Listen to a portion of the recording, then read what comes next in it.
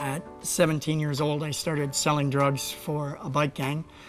And for the next 3 years, I sold almost $8 million worth of drugs and put $1.2 million worth of drugs through my body.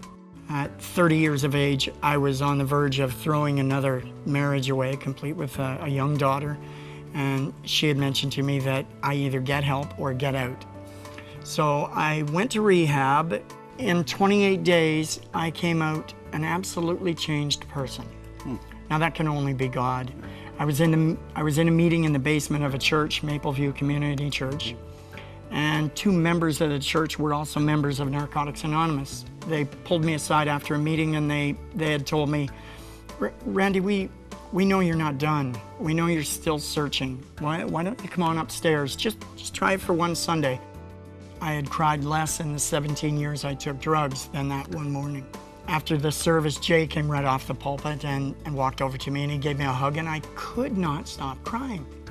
And he asked me, what's wrong? What can we do? What's wrong? And between my sobs, I was hugging him and soaking his suit, and he just wanted, what can I do? And I just told him, I said, I just feel emotionally bankrupt. And he said, well, we can fix that. I had many meetings in Jay's office where he would mentor me on what it meant to be a Christian, what it meant to be a man. I had no idea how to be a man, Jim. It didn't take very long. I was saved. I gave my life to the Lord, and he literally pulled me out of the depths of hell.